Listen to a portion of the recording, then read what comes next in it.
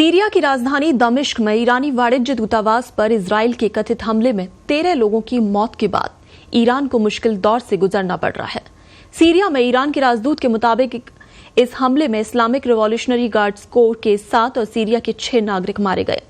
एक तरफ ईरान इस हमले का जवाब देना चाहता है, वहीं दूसरी तरफ ईरान ऐसा कुछ भी नहीं करना चाहता जिससे मध्य पूर्व में कोई युद्ध शुरू हो। इजरायली और अमेरिकी अधिकारियों का मानना है कि ईरान जवाबी हमला करने की तैयारी कर रहा है और अमेरिकी अधिकारी इस बात को लेकर निश्चित नहीं है कि ईरान ये हमला कब और कहां करेगा। उनका मानना है कि हमला अब से लेकर रमजान के आखिरी हफ्ते के बीच कभी भी और कहीं भी हो सकता है। अमेरिकी खुफिया एजेंसी इस बात को लेकर भी बहुत कुछ नहीं कह पा रही हैं कि ड्रोन और मिसाइल हमले ईरान के अंदर से किए जाएंगे या फिर इसके लिए इराक और सीरिया की धरती का इस्तेमाल किया जाएगा। इस बीच इजराइल ने भी कहा कि अगर ईरान ने कोई हमला किया तो वो उस पर पलटवार करेगा। अगर ऐसा हुआ तो इससे मध्य पूर्व में एक और युद्ध शुरू हो जाएगा। दूसरी तरफ अगर ईरान इजराइल के कथित हमलों का जवाब देने में विफल रहता है तो उसकी सैन्य क्षमताओं पर भी सवाल उठाए जाएंगे। इसका परिणाम भविष्य में ये होगा कि इजराइल ईरान को कमजोर समझेगा और उस पर दबाव डालने का काम करेगा। ईरान के सामने चुनौती है कि उसे खुद को कमजोर नहीं दिखाना है। उसे ये साबित करना है कि वो किसी भी हमले का जवाब देने की क्षमता रखता है। लेकिन मुश्किल ये है कि मध्य पूर्व में कोई बड़ा युद्ध छेड़े बिना ईरान इजराइल को कैसे जवाब दे सकता है। एक सवाल ये भी है कि क्या ईरान के पास इजराइल पर हमला करने की सैन्य, राजनीतिक और आर्थिक क्षमता है। मध्य पूर्व मामलों के विश्लेषकों ने कहा है कि ईरान के पास इजराइल के साथ संघर्ष में शामिल होने की क्षमता नहीं है। उन्होंने कहा लेकिन ईरान को जवाब देना होगा, भले ही ये देश के लोगों को दिखाने के लिए हो।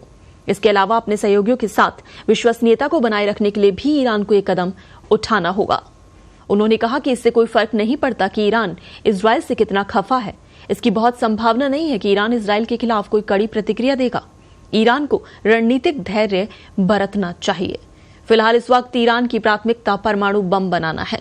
कुछ बैलिस्टिक मिसाइलें दागने और 100 इजरायलियों को मारने की तुलना में परमाणु बम के साथ आगे बढ़ना ज्यादा सार्थक है।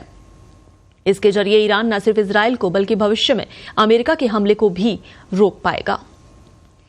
गजा में युद्ध शुरू होने के बाद से कई ईरान समर्थित समूहों ने सीरिया, इराक, लेबनान और यमन में इजरायली हितों पर हमला किया। ईरान समर्थित समूहों के लिए इजरायली दूतावास पर हमले के बारे में सोचना बहुत मुश्किल है। हिजबुल्ला दुनिया का सबसे संगठित सशस्त्र समूह, हालांकि ये किसी देश की कोई सेना नहीं, बावजूद इसके इनके पास 20 से 50 हजार लड़ाके हैं। इनमें से ज्यादातर अच्छे खासे प्रशिक्षित हैं। जानकारों का मानना है कि हिजबुल्ला इजराइल के जाल में नहीं फंसना चाहता, क्योंकि वो अच्छी तरह से जानता है इजराइल के प्रधानमंत्री बेंजामिन नेतन्याहू युद्ध को विस्तार देने की हर संभव कोशिश कर रहे हैं। विश्लेषकों का मानना है कि नेतन्याहू का राजनीतिक भविष्य भी इसी बात पर निर्भर करता है कि ये युद्ध कितने समय तक चलता है। मध्य पूर्व एक्सपर्ट सद्रुजदेह का मानना है ईरान इजराइल के साथ सीधा युद्ध लड़े बिना एक प्रतीकात्मक जवाब देने की तलाश में है। कुछ साल पहले इराक में ईरान के शीर्ष कमांडर कासिम सुलेमानी की हत्या के बाद ईरान की तरफ से गंभीर जवाबी कार्रवाई की धमकी दी गई थी, लेकिन हकीकत में ऐसा नहीं हुआ। सुलेमानी की हत्या के जवाब में ईरान ने इराक में अमेरिकी सैन्य ठिकानों पर बैलिस्टिक मिसाइल से हमले किए, लेकिन उन हमलों में कोई अमेरिकी सैनिक नहीं मारा गया। हमला करने से पहले अमेरिकी सेना को मिसाइलों के बारे में चेतावनी दी गई थी।